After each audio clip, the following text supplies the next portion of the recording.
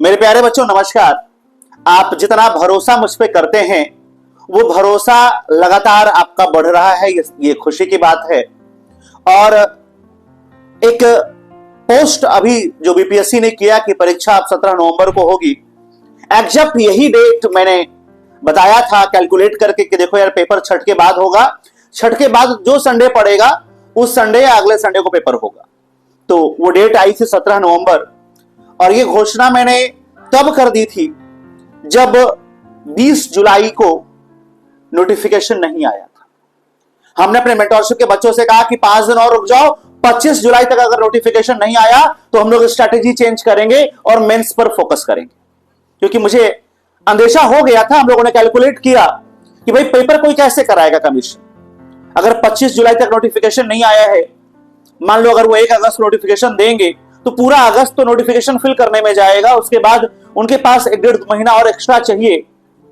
तो वो बात सच हुई और अभी रिसेंटली बीपीएससी ने अच्छा किया, धन्यवाद के पात्र हैं बीपीएससी के चेयरमैन महोदय कि उन्होंने बच्चों को बता दिया कि हाँ परेशान मत हो, हम लोग जो है नोटिफिकेशन लाएंगे और परीक्षा हम छठ के बाद लेंगे। 17 नवंबर उन्होंने डेट दे दिया, अच्छा किया।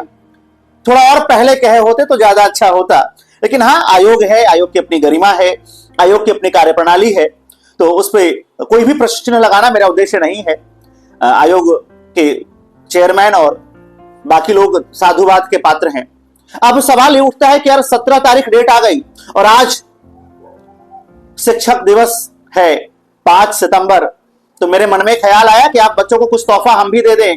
आप बच्चे तो बहुत सारा तोहफा देते रहते हैं और आ रहा है, कुछ बच्चों का ऑनलाइन आ रहा है, कुछ का ऑफलाइन आ रहा है, तो मेरा ख्याल आया कि यार सुबह सुबह एकदम एक तोहफा मैं भी दे दूं अपने बच्चों को। तो आइए डिस्कस करते हैं कि अब 5 सितंबर से लेकर के 15 नवंबर तक क्या स्ट्रैटेजी हो। हाँ 15 नवंबर तक की बात होगी, उसके बाद की बात नहीं। उसके बाद आप आराम कीजिएगा, 17 को पेपर दे के आइएगा। देखो मैंने पहले भी जो स्ट्रैटेजी में चेंज किया था, जो बच्चे मेरे मेंटरशिप में है उनको पता है कि हमने स्ट्रैटेजी में ऐसा चेंज किया है जिससे प्री भी चलता रह रहा है और मेंस भी चलता रह रहा है और दोनों का फायदा हो रहा है। तो मेरे प्यारे बच्चों सिर्फ एक ही काम कीजिए, अभी हर पेपर में, दोनों पेपर में, हर खंड में 7 नंबर और 8 नंबर वाले सवाल आ रहे हैं। तो हिस्ट्री के, पॉलिटी के, ज्योग्राफी के और बिहार स्पेशल के जो 7-8 नंबर वाले सवाल है ना, उन सारे सवालों को लिख जाइए, कर जाइए। मैंने आज जो होमवर्क दिया है उसमें मेंटरशिप में, कल वाले होमवर्क में ही, इनफैक्ट 4 सितंबर वाले होमवर्क में मैंने हिस्ट्री पूरा खत्म करा दिया। एंशिएंट, मिडाइवल, मॉडर्न के 7-8 नंबर वाले जो सवाल है, जो शॉर्ट आंसर वाले क्वेश्चंस हैं, वो आपको मैंने पूरा करा दिया है। अब बारी है पॉलिटी की। आप खुद से भी कर सकते हैं। जितने भी विद्रोह हैं, संथाल विद्रोह, मुंडा विद्रोह, जितने भी संस्थाएं हैं, आर्य समाज, प्रार्थना समाज, वेद समाज, जितने भी आर्टिकल्स हैं, जितने भी एक्ट हैं, regulating act, government of India act, 1858 का एक्ट, 1813-33 का एक्ट, इन सबके बारे में लिख जाइए। छोटी छोटी चीजों के बारे में लिखिए कि भाई राज्यपाल की क्षमादान की शक्ति क्या है, राष्ट्रपति की क्षमादान की शक्ति क्या है। इससे क्या होगा ना कि आपका एक तो पीटी तैयार होता जाएगा, जब आप पढ़ेंगे तो प्रीलिम्स तैयार होगा और बाकी मेंस तैयार होगा। एक बार फिर से आपको मैं बताऊं कि आगे आपको क्या करना है। तो अपनी पढ़ाई के समय को 2 हिस्सों में बांट दीजिए। एक हिस्से में भरपेट पढ़िए, दूसरे हिस्से में, यानी अगर आप 8 घंटे 9 घंटे पढ़ रहे हैं तो 8-9 घंटे ना पढ़ रहे हो तो कृपया इस वीडियो से दूर रहें। सीधा स्पष्ट। अगर आप 8-9 घंटे नहीं पढ़ पा रहे हैं तो बीपीएससी में एसडीएम बनने का ख्वाब छोड़ दीजिए, ये ख्वाब आपके लिए नहीं है। 1500 सीटें आ रही हैं, इतिहास गवाह इतनी सीटें नहीं आई आज तक। 250-300 सीटें आती थी, 400 सीटें आती थी, 1500 सीटें आने वाली हैं। और इस बार तो बड़े पैमाने पर आरडीओ की भर्ती होगी। वीडियो का छोटा भाई आरडीओ, यानी वीडियो के नीचे जो कार्य करेगा वो आरडीओ। बहुत बड़ा शानदार पोस्ट होने वाला है आरडीओ। मैनेजरियल पावर है, मैनेजरियल पोस्ट है, बहुत ज्यादा सरदर्द नहीं होगा और आपको बस मैनेज करना है चीजों को आरडीओ में और वीडियो में। तो वीडियो का ये सबऑर्डिनेट होगा आरडीओ, ये इस बार इंक्लूड किया गया है। तो हम लोग बात कर रहे थे कि क्या करें, कैसे करें। तो अगर आप 8-9 घंटे पढ़ रहे हैं तो 4 घंटा आप फटाफट रिवाइज कीजिए। जितना आप रिवाइज कर सकते हैं उतना रिवाइज कीजिए और 4 घंटा केवल और केवल रिवीजन पर दीजिए। बचा हुआ जो 4 घंटा है उसमें 2 घंटा लिखिए बैठ करके। और हां ध्यान दीजिएगा, जो 7 नंबर और 8 नंबर वाले सवाल है टू द पॉइंट लिखे जाएंगे, कोई कहानीबाजी नहीं, छोटा सा डायग्राम अगर बन पाए तो ठीक है, अदरवाइज टू द पॉइंट बातें कीजिए। 7 नंबर के सवाल में 7 पॉइंट दे दीजिए उनको, वो खुश रहेंगे। आपको 4.5 नंबर 5.5 नंबर दे करके जाएंगे। कंक्लूजन लिखना चाहें लिखिए, स्कोप है तो लिखिए, स्कोप नहीं है कोई जरूरत नहीं कंक्लूजन लिखने का, स्कोप है तो जरूर लिखिए। छोटा सा डायग्राम बना दीजिए, छोटे छोटे एग्जांपल्स दे दीजिए, मतलब बहुत सुंदर सा, नपातुला, कहानीबाजी एकदम नहीं। अब मौर्य कला पूछा है तो केवल मौर्य कला की बात कीजिए, मौर्य प्रशासन की बात मत कीजिए, उसमें सिंधु घाटी की कला की बात मत कीजिए, ठीक है। जो मौर्य कला केवल मौर्य कला की बात कीजिए, उसमें गांधार कला और मथुरा कला मत शामिल कर दीजिए, उस समय नहीं था गांधार कला मथुरा कला। तो जितना पूछा जाए नपातुला बैलेंस अप्रोच लेकर के बात कीजिएगा, बैलेंस अप्रोच से फायदा होगा। दूसरा कि और क्या करें, तो आपको मैंने L1 L2 L3 दिया है, लेवल 1 लेवल 2 लेवल 3 एक बार दोबारा सॉल्व कर जाइए। ऐप लॉन्च होने के बाद आपको मैं हालांकि फिर से कराऊंगा सब कुछ, आपको मैं अगले 15 दिन के बाद समझिए कि जो बच्चे मेंटोरशिप में हैं या तो वो पीटी क्वालिफाई करने के लिए तैयार हो जाएंगे या तो वो पढ़ाई छोड़ देंगे। तीसरा विकल्प मैं उनके पास छोड़ने वाला नहीं। लगातार रोज बहुत धड़ल्ले से एमसीक्यू सॉल्व कीजिए। दूसरा क्या है, करंट अफेयर। देखो 3-4 चीज तैयार कर लो यार, history, geography, polity, Bihar special और इसके बाद करंट अफेयर। ये 5 चीजें अगर तैयार हो गई तो इन्हीं पंच तत्वों से तुम्हारा पीटी हो जाएगा, वरना पंच तत्व तो है ही प्रकृति में विद्यमान। तो यही 5 चीजें आपको तैयार करनी है, history, polity, geography, Bihar special और करंट अफेयर, बस 5 चीज। अब तैयार कैसे करें, तो आपको मैंने हिस्ट्री पे पूरा मैराथन क्लास दे दिया, उस क्लास को देख जाइए। उस क्लास का एमसीक्यू हो सकता है कि आज रात्रि में शिक्षक दिवस के उपलक्ष्यता में अगर समय मिला मुझे, कुछ कार्यक्रमों में व्यस्तता है, उसके अलावा अगर समय मिल गया तो मैं जरूर आज से ही कर दूंगा, अदरवाइज 1-2 दिन के भीतर आपका एमसीक्यू सेशन शुरू हो जाएगा, ठीक है। एमसीक्यू सेशन या तो स्टूडियो से हो सकता है या तो एमसीक्यू सेशन मैं अपने घर से भी कर सकता हूं। एक चीज और मैं जानना चाहता हूं, मुझे कमेंट करके जरूर बताइएगा कि क्या एमसीक्यू सेशन में मेरे फेस की उपलब्धता कितनी आवश्यक है। मैं चाहता हूं कि एमसीक्यू सेशन ना बिना मेरा फेस दिखाए, आपको सिर्फ स्क्रीन पे सवाल दिखाया जाए और फटाफट वो सवाल आपको सॉल्व करा दिया जाए, बल्क में सवाल कराया जाए, बल्क में, ठीक है। तो ऐसी कोशिश है मेरी, देखते हैं मैं कहां तक इस कोशिश में हम लोग सफल हो पाते हैं।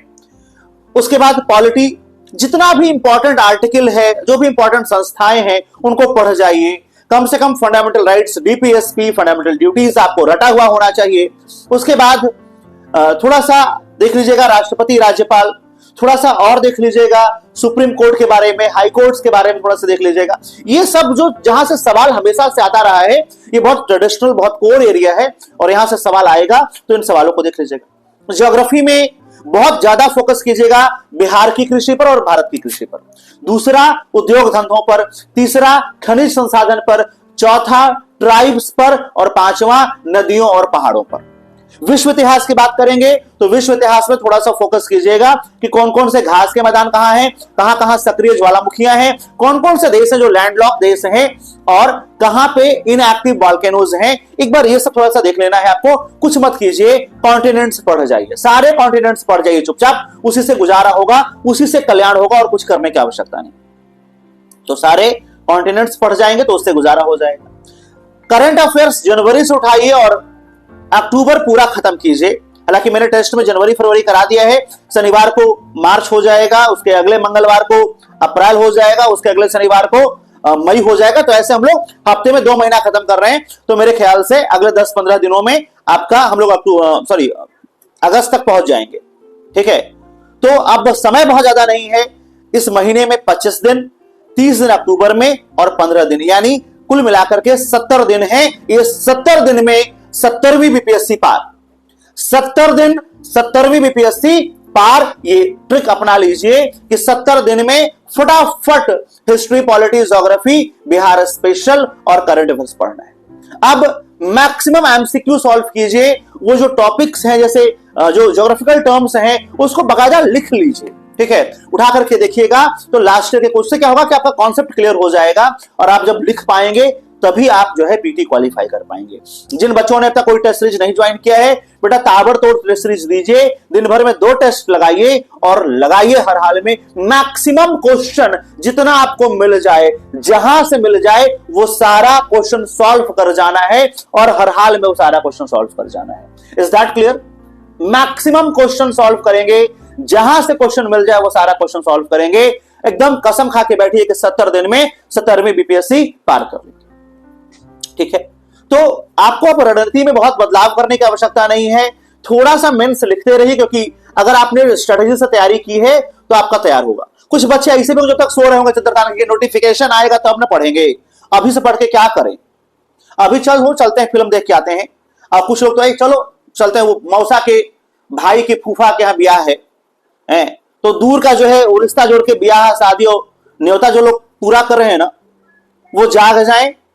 10 घंटे 9 घंटे 9 से 10 घंटे अगर आप अभी भी फोकस कर देंगे तो 70 दिन बहुत है पीटी क्वालिफाई करने के लिए।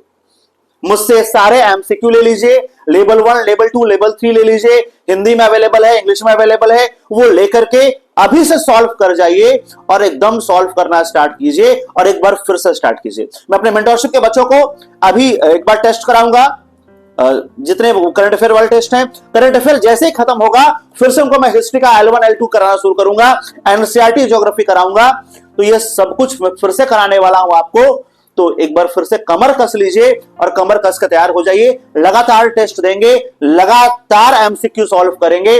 कसम खा लीजिए कि रोज कम से कम 200 250 रोज एमसीक्यू सॉल्व करेंगे। पूछो कहां से पूछोगे, चैलेंज दीजिए बीपीएससी को कि तुम पूछ के देखो कहां से पूछोगे, हम तैयार हैं।